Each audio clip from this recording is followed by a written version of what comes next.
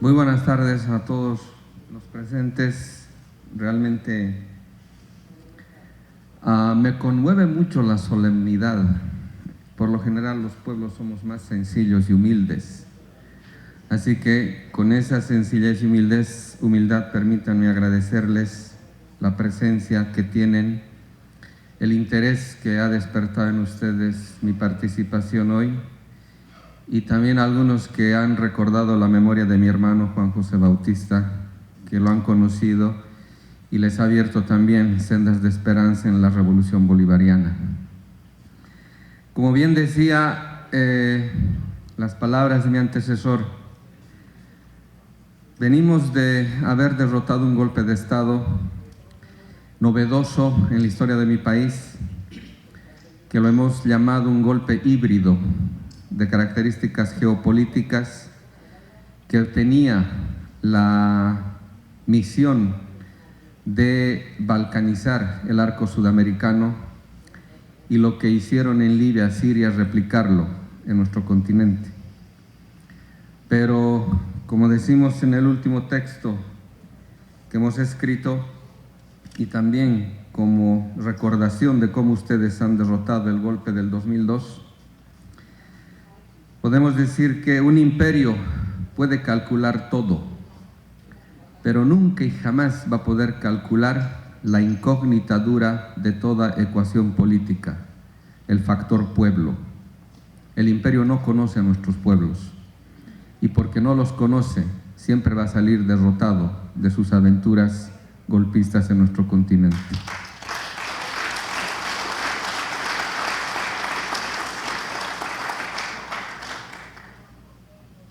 Vengo de parte de la vicepresidencia del Estado Plurinacional de Bolivia.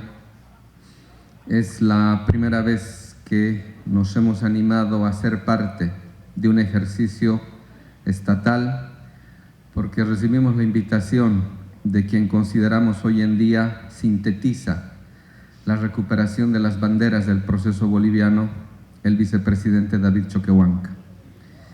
Él es uno de los líderes indígenas del momento que ha logrado no solamente repercutir a nivel nacional, sino también internacional.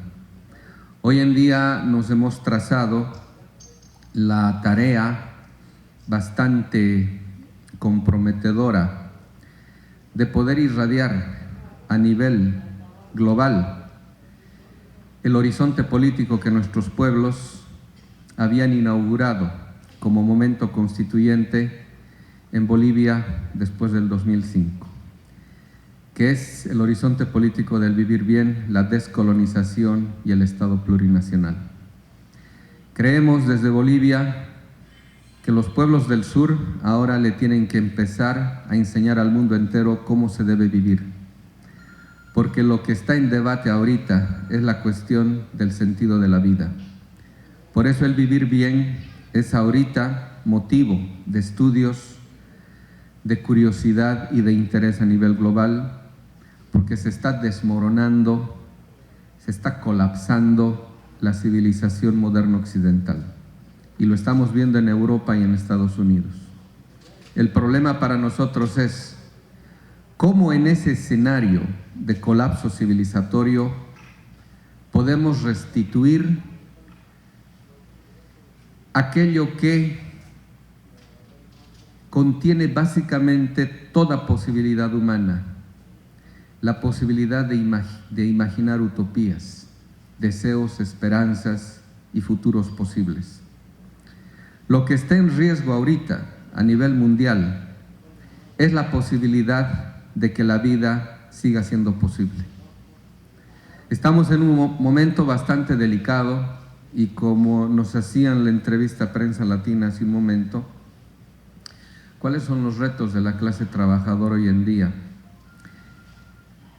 Una de las cosas que nosotros podemos advertirles y que hemos presenciado en este golpe de características nefastas que hemos sufrido el 2019 es que estamos presenciando un momento nunca antes experimentado por la humanidad. El mundo del siglo XX ha cesado de existir. Es más, el concepto de mundo está en colapso vertical. Estamos asistiendo a una experiencia no solamente crítica, sino preocupante a nivel mundial. La concentración de poder a nivel global en lo que se llama el 1%, está produciendo una de las aventuras más insensatas que en la historia de la humanidad no se tiene referencia. Quieren resetear el sistema económico mundial de tal forma que se están proponiendo destruir toda la infraestructura global. Porque quieren los poderes, lo que decimos, el deep state del deep state, el estado profundo del estado profundo, quiere hacernos ingresar en un nuevo paradigma postindustrial, transhumanista y de inteligencia artificial, donde la humanidad, nosotros, sobre todo los países de la periferia mundial, salimos sobrando. No estamos en el mundo del siglo XX. Por lo tanto, no podemos ser ingenuos.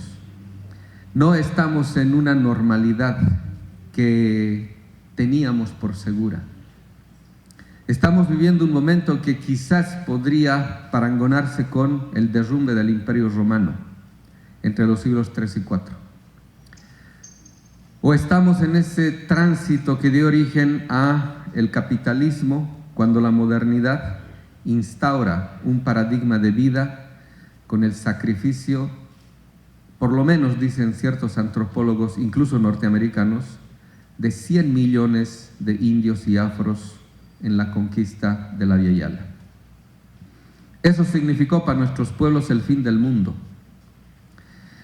Y puede que estemos en un momento similar, porque así como esta mañana hacía el uso de la metáfora del derrumbe de las Torres Gemelas, a los poderes fácticos mundiales, el 1% de los billonarios del mundo, que están constituidos alrededor de los fondos de inversión, ustedes los conocen, BlackRock, Vanguard, State Street Corporation, Fidelity, que manejan casi el 60% de los circuitos económicos, comerciales y financieros a nivel mundial,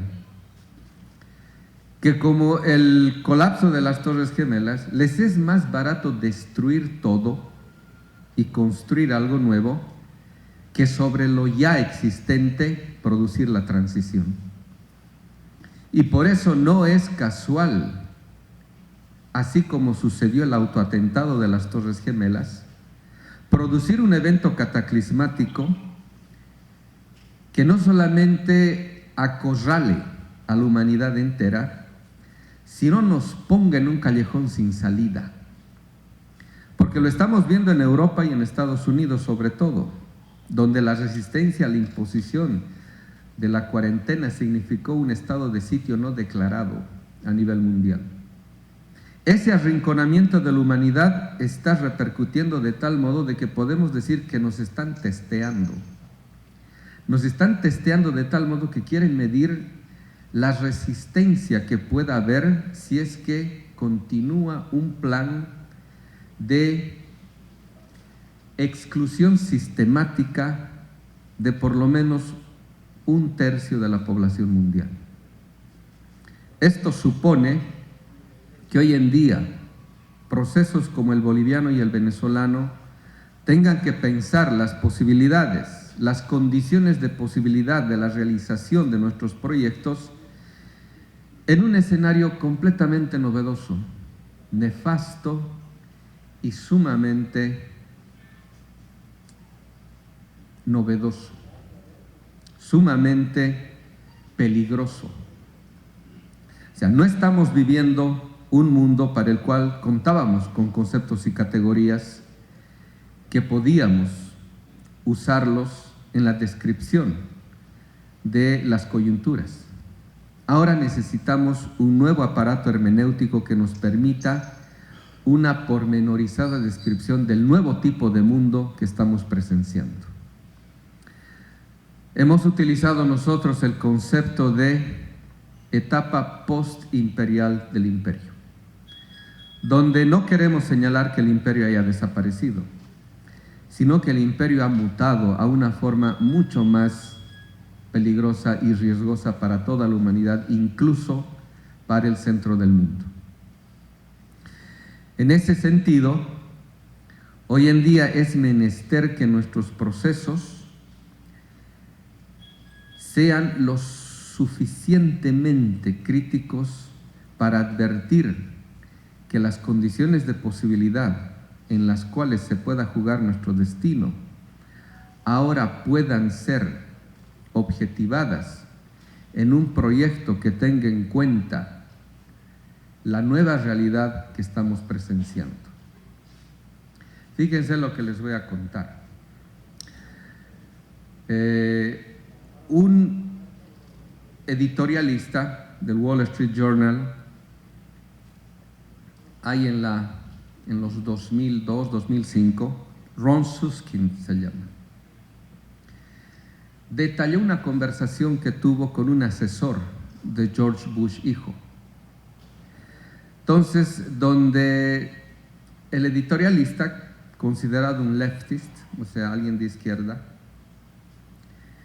le hablaba acerca de la objetividad de las descripciones que se hace de la realidad en los estudios analíticos, sobre todo periodísticos.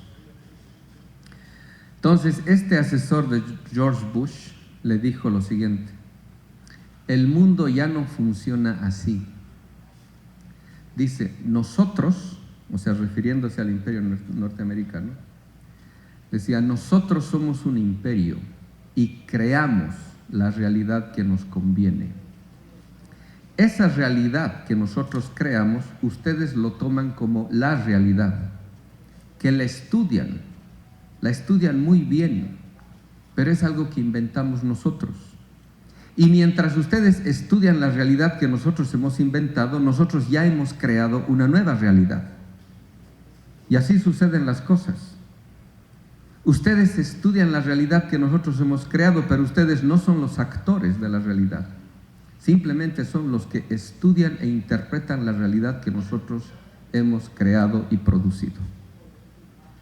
Y eso es lo que ha pasado en Bolivia en el golpe, porque mucha gente de izquierda no vio el golpe. Es más, justificó a los golpistas, creyendo que lo que estaba pasando ahí era una recuperación democrática. Es decir, la realidad que toman los analistas por realidad es la realidad que emiten los medios de comunicación. Y desde esa realidad juzgan la realidad que creen que es real y sin embargo es una realidad virtual creada para justificar las narrativas imperiales. Porque la realidad que nos muestran los medios de comunicación es bastante simple. Es como las telenovelas, donde los buenos son buenos y los malos son malos. Es decir, hoy en día la población mundial ya no tiene elementos críticos para poder interpretar lo complejo de la realidad. Y les basta el relato de los medios de comunicación, porque los medios de comunicación lo que transmiten es una realidad editada, como quien dice, una realidad para tontos, donde no existen matices, no existen complejidades, todo es llano, todo es simple y todo es plano. Entonces, a una mente que no quiere complicarse con complejidades, le es conveniente partir de la realidad que imponen los medios. Por eso los medios se convierten en poder, no porque tengan dinero, sino porque producen opinión pública. Entonces estamos en esa nueva reconfiguración planetaria en la cual hay una realidad paralela que los medios están produciendo y que está empezando a desplazar a la realidad verdadera.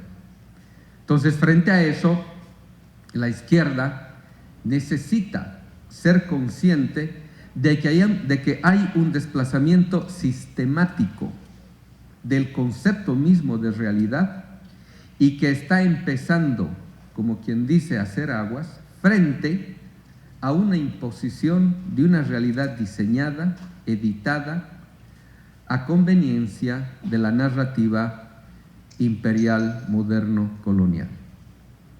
Entonces ahí la nomenclatura, los conceptos y las categorías de la izquierda sobre todo necesitan una revisión profunda, porque todos los conceptos están en disputa.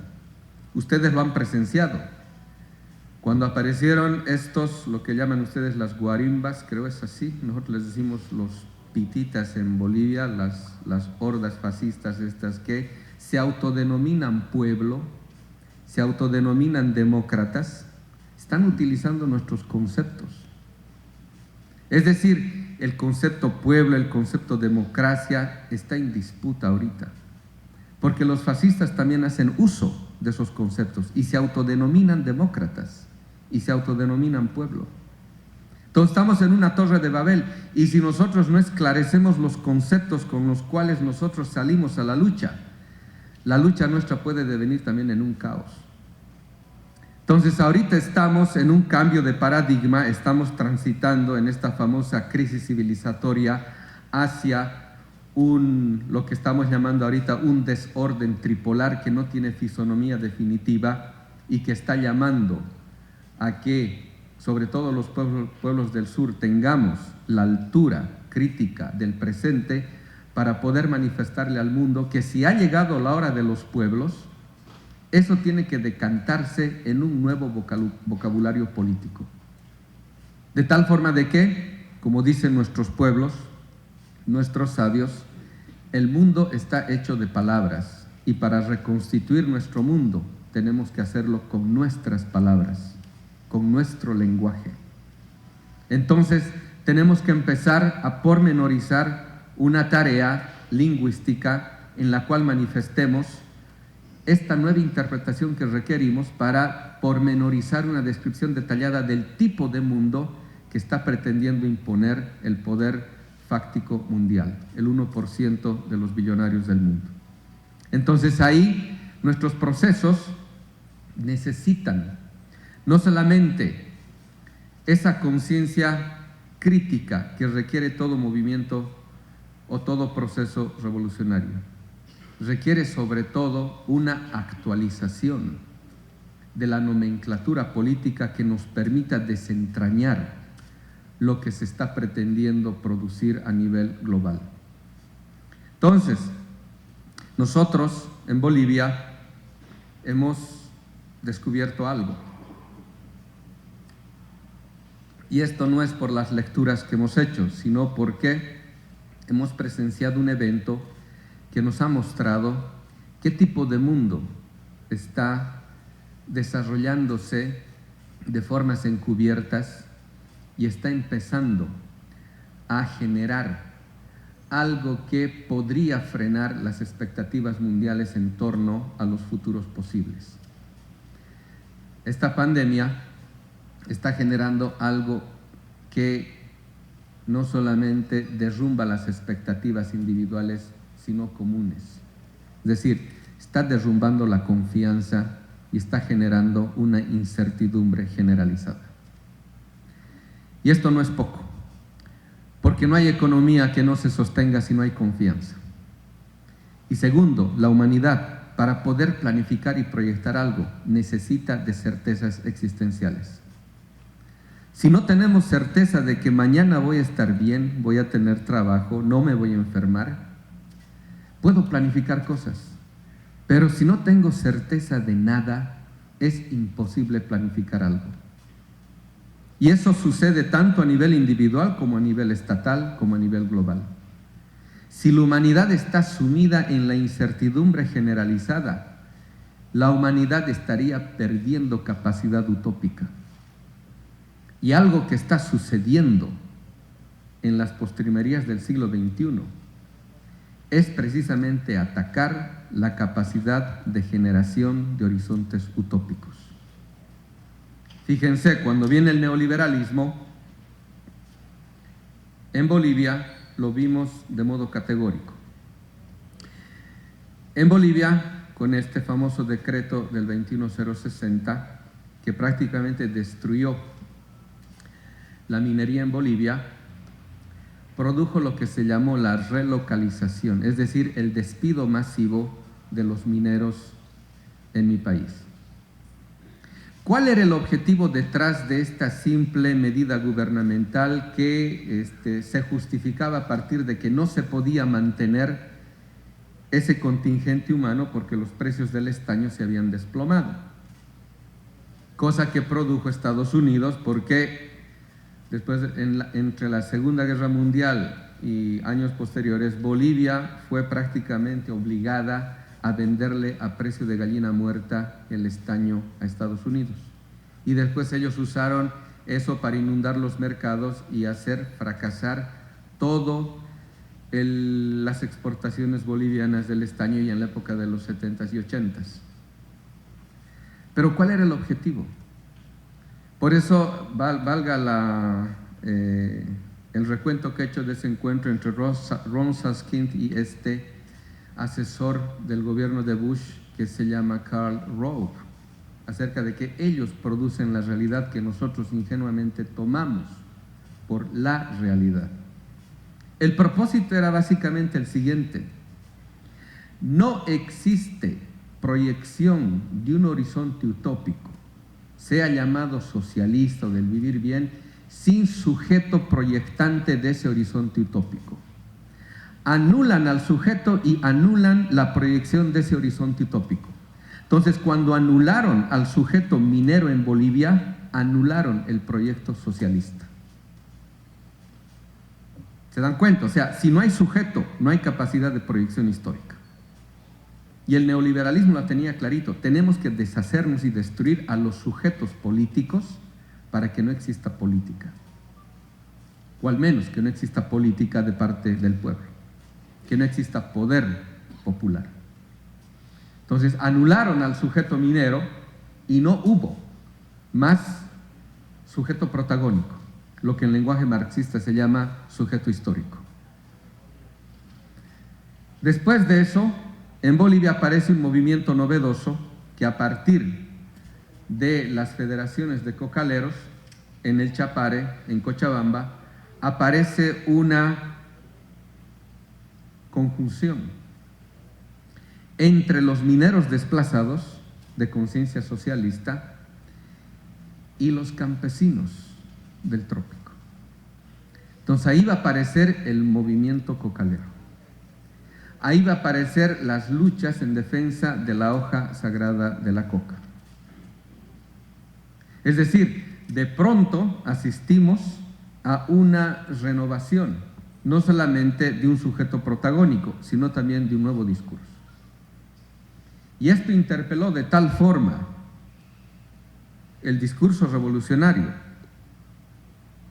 del mismo modo como el movimiento zapatista de 1994 había interpelado, reconfigurado y renovado el discurso de la izquierda que estaba en el piso después del derrumbe del muro de Berlín. Y ustedes recordarán, los que han vivido esa época, cómo después del derrumbe del muro de Berlín y el colapso del socialismo real, de los países socialistas y la balcanización de la Unión Soviética, parecía que el socialismo ya no tenía vida. Y muchos socialistas, incluso teóricos famosos, se cambiaron de camiseta, mudaron a la otra acera, abjuraron de su socialismo. Entonces la izquierda estaba en esas, pero se produjo el movimiento zapatista en 1994 y renovó el discurso de la izquierda a nivel mundial. Y desde ahí podemos hablar de nuevos conceptos, por ejemplo, el mandar obedeciendo, en contra del mandar mandando, que es básicamente la crítica a este concepto weberiano del poder como dominación legítima ante obedientes. Del mismo modo, en Bolivia, fines de los 90 aparecen las marchas de los pueblos de tierras bajas que se dirigen al centro, a la capital boliviana, a La Paz, con una consigna bastante novedosa, llamativa y que empezó a renovar las luchas populares, porque estaban demandando la instalación de una asamblea constituyente. Y no fueron las academias, no fueron las universidades, fue el pueblo más despreciado, más vilipendiado, más excluido, lo indígena de mi país, el que nos señaló que el misterio de nuestra dominación estaba naturalizada en la propia Carta Constitucional. Es decir, el cuerpo normativo del Estado boliviano estaba atravesado por una naturalización de relaciones injustas, desiguales, que era la materia y el contenido mismo de las normas de nuestro país. Entonces fueron los pueblos indígenas los que dijeron, hay que cambiar esa constitución, porque además esa constitución, con todas las reformas que se hizo entre finales del siglo XIX, del siglo XX, etcétera, esa constitución naturalizaba la desigualdad estructural en países como el mío. Y eso sucede en todos los países en Latinoamérica. Cuando es redactada la primera constitución en Bolivia, es el 1% de mi país el que es representado en la primera asamblea constituyente. El 99% es ignorado. Es decir, la verdadera nación en Bolivia vivía de modo clandestino en un estado que no los representaba. Por eso las confederaciones de las organizaciones populares se aglutinaron en torno al famoso Pacto de Unidad que dio origen a la Asamblea Constituyente y que dijeron: somos naciones sin Estado y el Estado boliviano es un Estado sin contenido nacional. Por eso es un Estado aparente. Por eso la necesidad de producir una verdadera asamblea constituyente de carácter democrático y popular. Entonces fíjense cómo dos procesos convergentes en el tiempo, como el venezolano y el boliviano, apuntan al meollo mismo del asunto. Y esto es una autocrítica que la izquierda todavía se debe a sí misma. Hemos atacado el capitalismo desde una visión demasiado economicista del asunto. Para que el capitalismo sea posible, necesita de un concepto de derecho, de un concepto de ley que naturalice las relaciones económicas que produce el capitalismo como relaciones naturalizadas en la conciencia social. ¿Esto qué quiere decir? Retornamos al Marx desconocido que hoy día nos está dando muchas luces desde los inéditos que se están descubriendo de sus obras. En una de los pasajes del Capital dice lo siguiente: ¿cuál es la forma de la economía capitalista? Dice, las relaciones, la forma es la ley, pero ¿cuál es el contenido? Son relaciones sociales. Gesellschaft, relaciones. Ahora, ¿qué es una relación social? Y esto se nos escapó en todo el siglo XX porque hemos creído que una relación social era una relación indiferente, era una relación normal, era una relación obvia. Pero cuando Marx se está refiriendo a las relaciones sociales, él dice, las relaciones sociales son relaciones de dominio y explotación. ¿Por qué? Porque precisamente para que el capitalismo sea posible, tiene que destruir relaciones comunitarias de vida. Tiene que destruir en nosotros relaciones de solidaridad, de reciprocidad, de complementariedad, relaciones de dignidad, para imponer relaciones instrumentales y puramente mercantiles. Es decir, ¿qué produce el capitalismo para autoproducirse a sí mismo? El capitalismo produce, la producción capitalista produce consumidores y el capitalismo produce individuos que solamente velan por sus propios intereses individualistas. Es decir, el capitalismo destruye lo mejor de nosotros, lo que es el pauper ante festum, o sea, antes que seamos deglutidos, que seamos tragados por la maquinaria del capital, antes que seamos funcionalizados dentro de la clasificación social que produce el capital, antes que seamos fuerza de trabajo, somos humanidad, somos comunidad. Los historiadores del capitalismo dicen de ese modo, como Eric Thompson hasta el mismo Marx. ¿Cuándo nace el primer proletariado a nivel mundial? Nace en Inglaterra. ¿Cómo nace?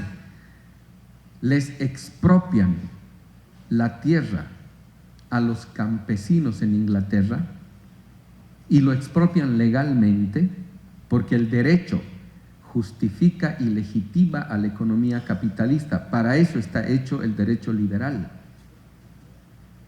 Les quitan su tierra a los campesinos y los campesinos ya no tienen con qué vivir. Tal vez algunos de ustedes han leído la novela Shylock, la obra de teatro Shylock de Shakespeare. El mercader de Venecia se llama la obra.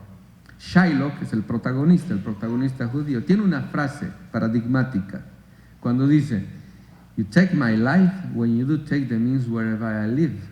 Es decir, me quitas mi vida cuando me quitas los medios de subsistencia que hacen posible mi vida. Entonces, cuando les expropian a los campesinos su tierra, los campesinos ya no tienen cómo subsistir y dónde emigran a las ciudades. Y ahí aparece el primer proletariado mundial. Es decir, el capital necesita producir miserables para producir riqueza. Esos miserables, antes de ser clase trabajadora, proletario, primero fueron pueblo. Y cuando son subsumidos dentro de la lógica del capital, del mismo modo como están produciendo al empresario como individuo en tanto individuo, del mismo modo, todos aquellos que ingresan, que son incluidos dentro de la maquinaria social del capital, actúan como individuos. Individuos que en el fondo son egoístas, egocéntricos, ególatras, o sea, individuos en tanto individuos. Y el neoliberalismo ha llevado eso a su radicalización máxima porque ha producido solipsistas. Es decir, si por lo menos el capitalista clásico, el burgués clásico, se preocupaba por su familia,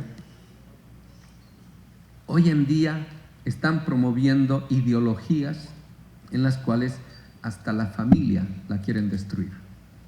Y están constituyendo individuos que ya no les preocupa nada salvo sus propios intereses individualistas. Esos son los brokers, los corredores de bolsa. Hay un testimonio de un tal Alasio Rastani en YouTube que lo decía de modo cínico, cuando decía él, un broker de Goldman Sachs: a nosotros no nos interesa si el mundo se viene abajo. Lo único que nos interesa es cuánto dinero podemos hacer cuando el mundo se venga abajo. Es ese tipo de individuo que hoy día es el individuo globalizado, pertinente a este nuevo plan de desarticulación de todo tipo de relación humana y que solo tenga relaciones puramente mercantiles e instrumentales. Entonces, en este momento, a nivel global, ese tipo de individuos han constituido por competencia un poder monopólico que ahora lo tiene el 1% de billonarios en el mundo. Y que ahorita están planificando resetear el mundo entero para diseñar un mundo pertinente a sus intereses. Entonces, frente a eso, nuestros pueblos, como alguna vez decía Noam Chomsky, los pueblos del sur que todavía tienen conciencia comunitaria son la esperanza de la humanidad. ¿Por qué los pobres salimos a las calles a ofrendar nuestras vidas? Porque cuando salimos a las calles no hacemos cálculo político, no estamos midiendo nuestros intereses individualistas, no. Salimos porque lo que nos mueve es una pasión no tematizada, pero presente en el momento de hasta poder ofrendar nuestra vida por la humanidad. Lo que decía el Che Guevara, lo que nos mueve a los revolucionarios es una profunda pasión y ternura por la vida. Y eso no es producto del cálculo, es producto del desprendimiento generoso que el ser humano posee como estructura ética antropológica. Y eso ha venido destruyendo la modernidad y el capitalismo para que aparezcamos simplemente como individuos egoístas. Y esa es la inversión de valores que ha producido el capitalismo desde Adam Smith hasta adelante, porque Adam Smith, 1776, cuando escribe La riqueza de las naciones y está describiendo el mundo capitalista que ya está de modo real presente en la experiencia inglesa, escribe en el 1758 más o menos la teoría de los valores, o la teoría de los sentimientos morales, algo así se llama. Es decir, antes de escribir una económica, escribe una ética. Porque hay que ver cómo el capitalismo necesitó y necesita de una inversión de los valores para justificar el sistema de creencias y de valores que hagan posible el mundo que está instaurando e imponiendo el capitalismo. Ellos son, por ejemplo, Jeremy Bentham, el utilitarismo. Ellos son Bernard de Mandeville, que fue maestro y amigo de Adam Smith.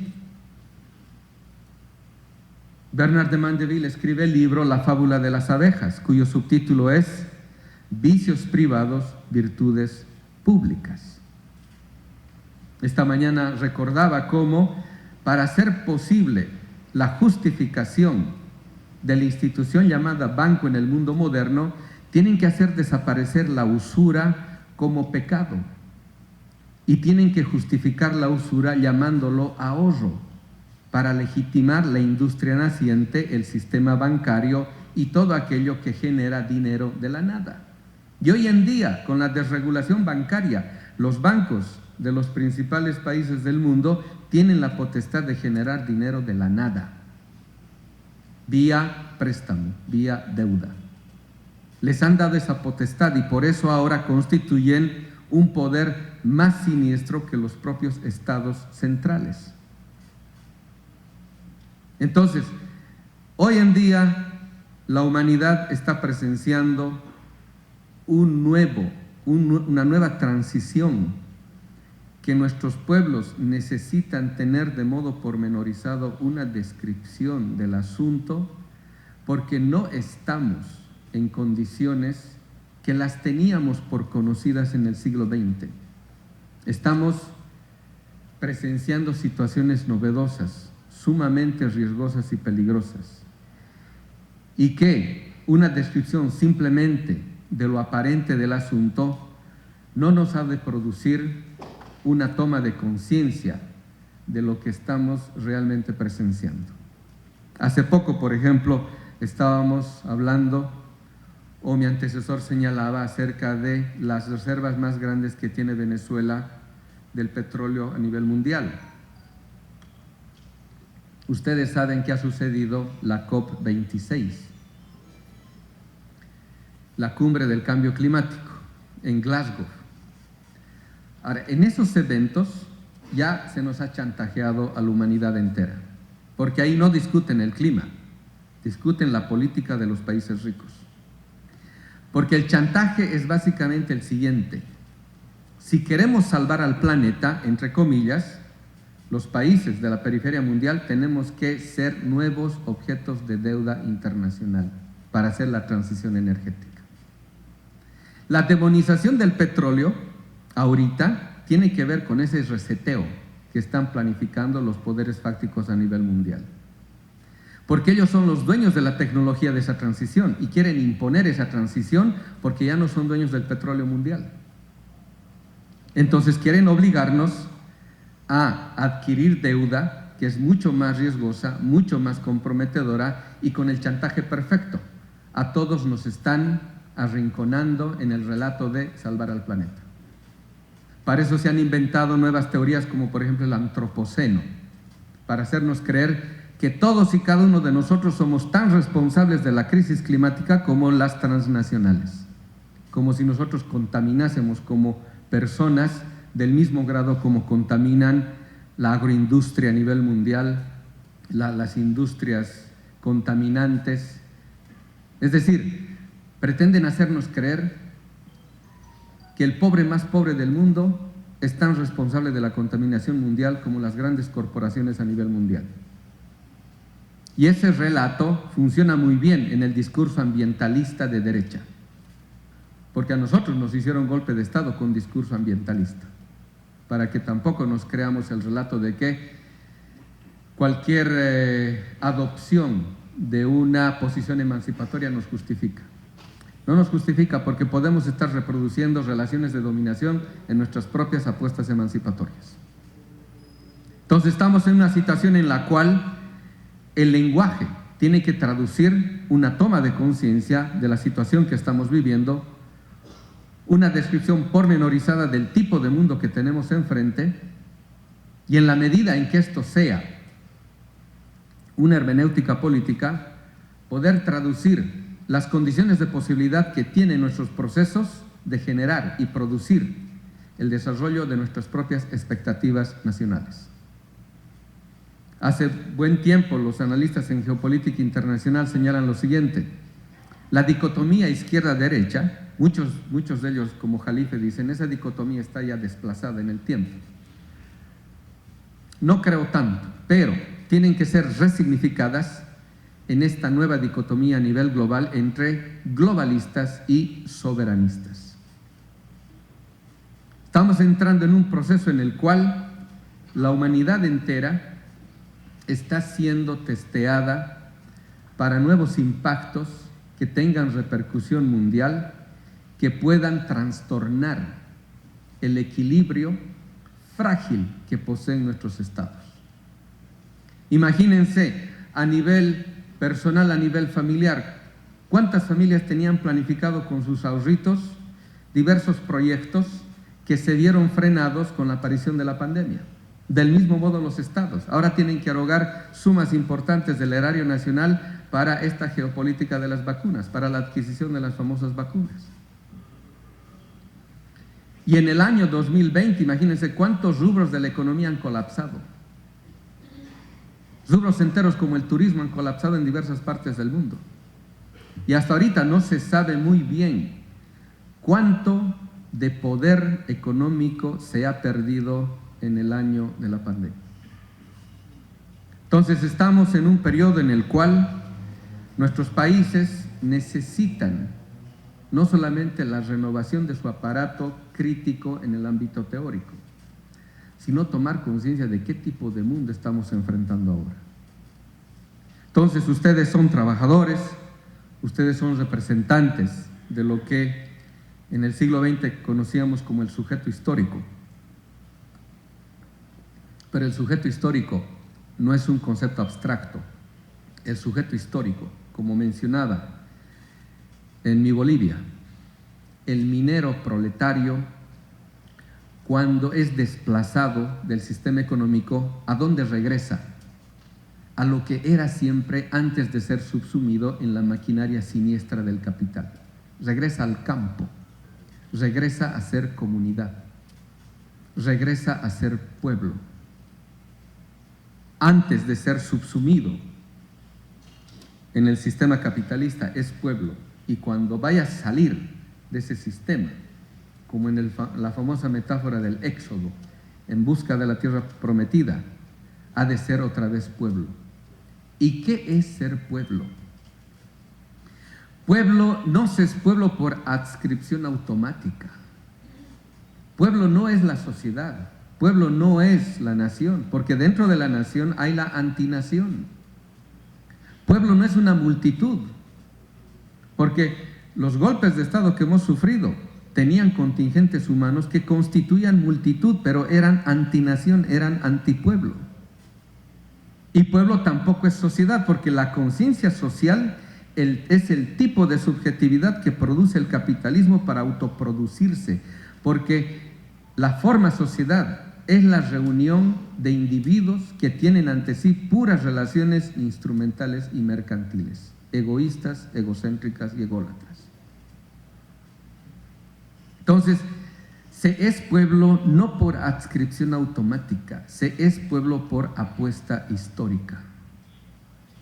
Es decir, yo decido ser pueblo, no soy pueblo antes de mi decisión autoconsciente de transitar un proceso de liberación hacia un nuevo mundo mucho más justo y digno.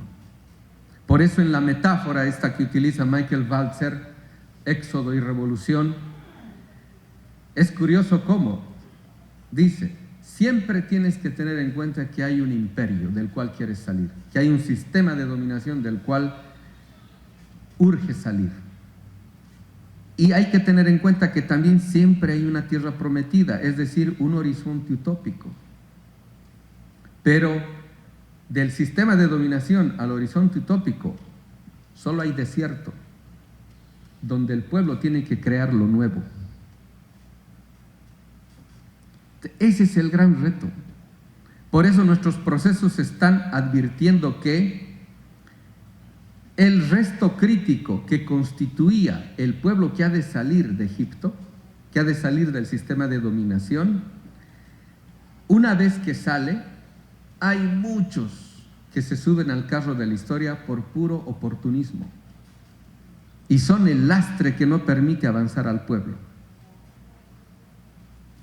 Ahí, en el desierto, se produce una nueva ruptura de un nuevo resto crítico, que es el que definitivamente puede llegar a esa tierra prometida donde, como dice el himno sandinista, mana, leche y miel. Pero todo eso es producción histórica y es producción del pueblo. Y el pueblo tiene que estar a la altura de aquello. Por eso hoy en día estamos en las condiciones de tematizar en qué consiste ser pueblo.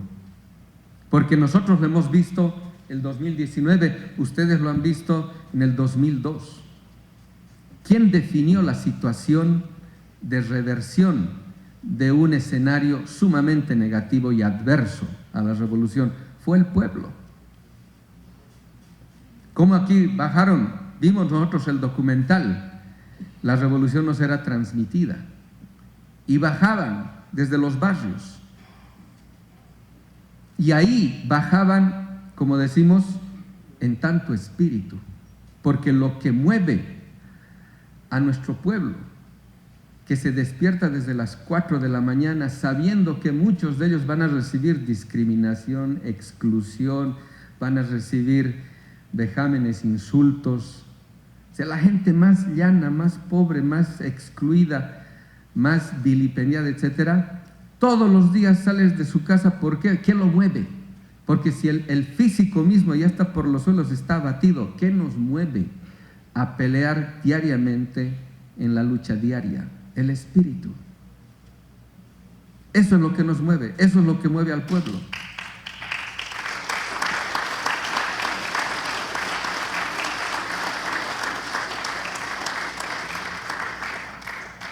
El pueblo no tiene dónde dirigirse. El policía no le hace caso, las leyes no le hacen caso, los abogados peor. ¿Dónde dirige sus clamores? A los cielos.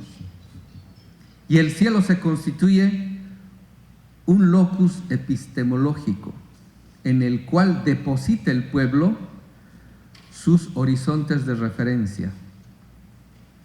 O sea, por eso el desideratum popular en nosotros es fuente de renovación discursiva, porque ahí está presente el espíritu que puede ser convocado, puede ser renacido en cada momento en el cual el pueblo presencia el abatimiento del cuerpo popular. Y nosotros no vimos eso. Ustedes han debido ver por Telesur, por Russia Today, etcétera, lo que no mostraba CNN. Nos persiguieron de modo sañoso, de modo señalizado. Era pecado en Bolivia, el momento previo y post-golpe, tener cara indígena. Las hordas fascistas que se movilizaron, el urbanismo racista señorial en Bolivia se activó.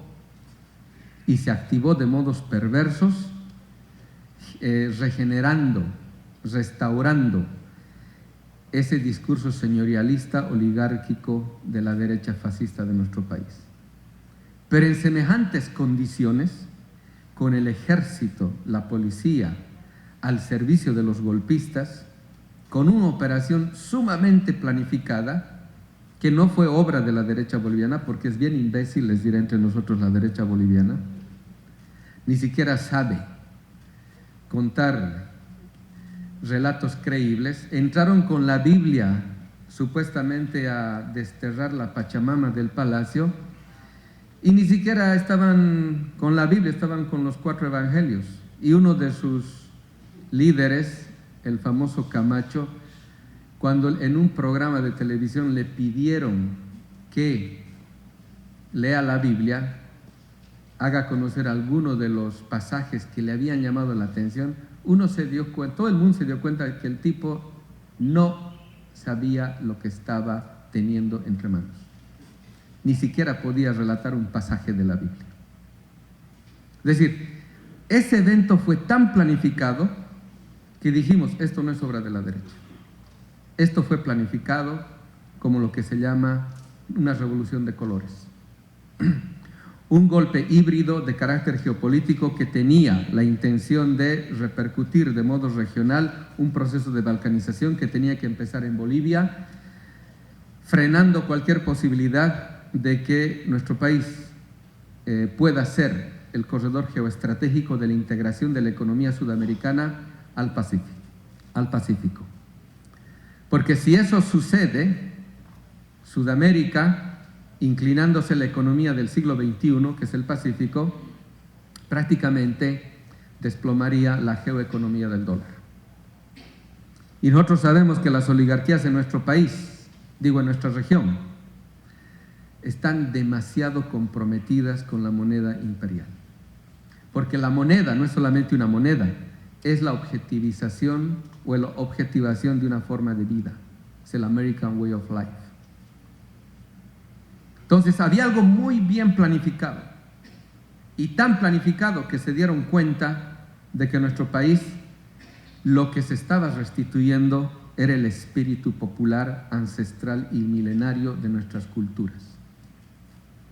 Y es lo que primero pretendieron sacar del Palacio de Gobierno.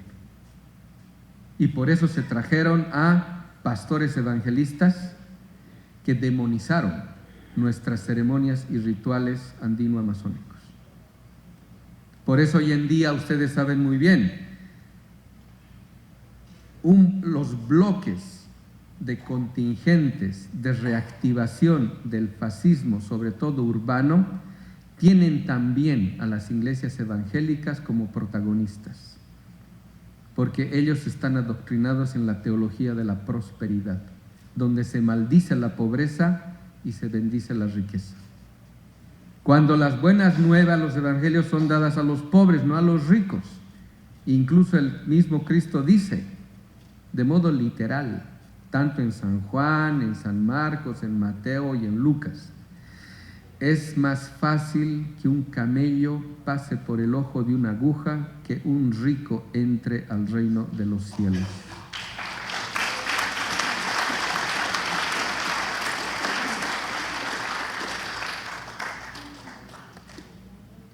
Por nosotros es fundamental que el jacobinismo de izquierda ceda a la importancia de poner en su lugar la pertinencia de la tematización de la religiosidad popular. Porque si algo destruyeron el imperio en la década de los 70 y 80 fue la teología de la liberación, la opción por los pobres, para instaurar una nueva teología, la teología de la prosperidad, que es funcional a la reposición del sistema de valores del capitalismo. Entonces estamos en una situación muy compleja. Nosotros, por ejemplo, en Bolivia todavía no tenemos detallado cómo se ha planificado de modo cuasi perfecto un golpe de Estado híbrido que parecía una revolución social.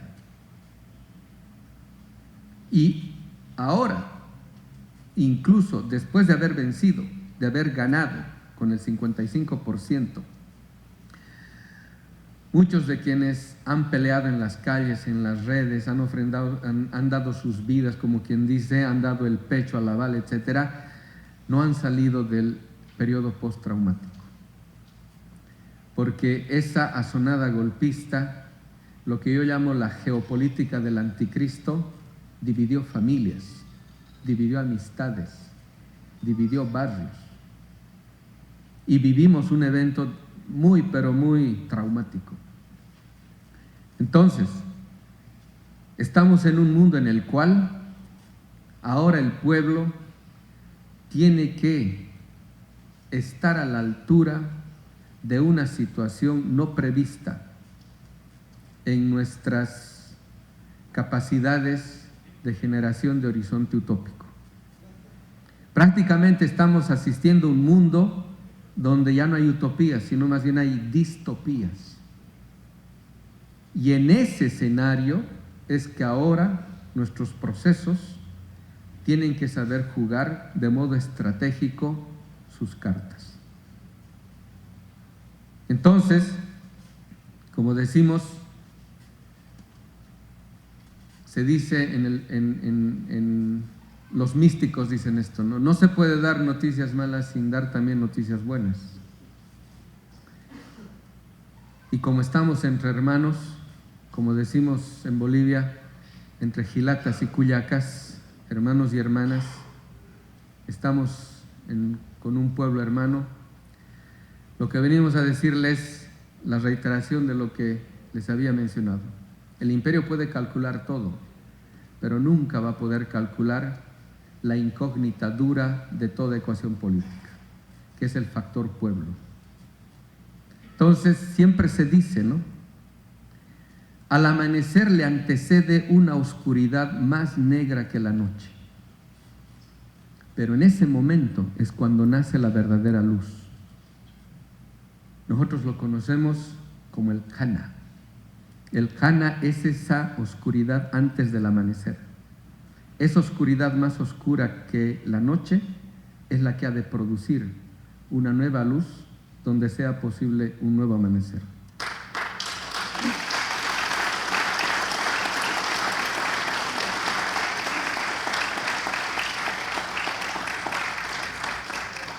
Por eso es fundamental, y con esto voy a ir terminando,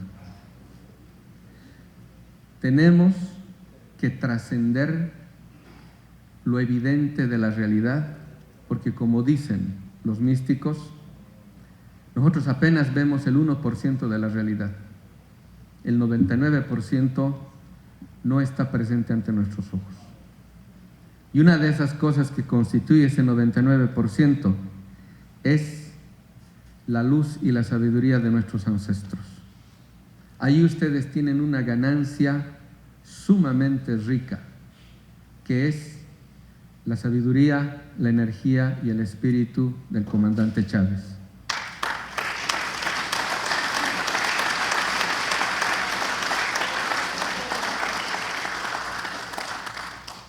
Esta mañana estaban recordando en uno de los libros, nosotros le dedicamos a el presidente Chávez, cuando decimos al comandante Hugo Chávez el único lúcido de toda esta historia, porque él tenía conciencia geopolítica. Ahora, ¿qué significa tener conciencia geopolítica? Significa tener ante sí un tipo de pensamiento multidimensional, que sea capaz de desencubrir lo hipercomplejo de esta realidad que estamos viviendo. Entonces, no es una conciencia solamente teórica la que tenía el comandante Chávez. Algunos le llamarán, tenía, digamos de modo embrionario, lo que se llama pensar epistemológico. Pero nosotros decimos lo que tenía Chávez y este tipo de personajes que han dado mucho de qué hablar en nuestra historia, como lo tenía Fidel, como lo tenía Bolívar, como en nuestros lares lo han tenido nuestros líderes indígenas, es lo que llamamos pensamiento estratégico. Saber destacar qué está dándose de novedoso en nuestra propia realidad y qué es necesario impulsarlo. ¿Qué está sucediendo en nuestra realidad de modo paradigmático que está trastocando todo lo que conocíamos como realidad? ¿Qué está sucediendo de modo esperanzador que está dando fuerza a nuestra descripción, hay veces escéptica, de lo que pasa en nuestro mundo? Adquirir ese tipo de conciencia no es algo teórico, es algo existencial.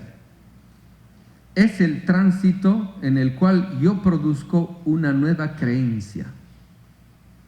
Por eso ahora el paso que nos ha enseñado, yo hay veces me pongo a escuchar Telesur, las pastillas que dan acerca de los discursos, los mensajes, los diálogos que tenía Chávez, y me doy cuenta de esto.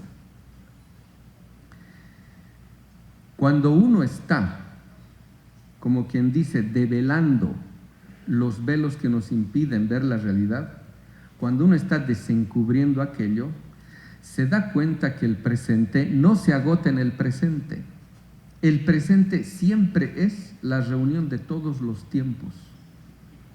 Y uno necesita una mirada trascendente que pueda desencubrir los tiempos diferidos que están pidiendo resolución y redención en el presente que nos toca vivir.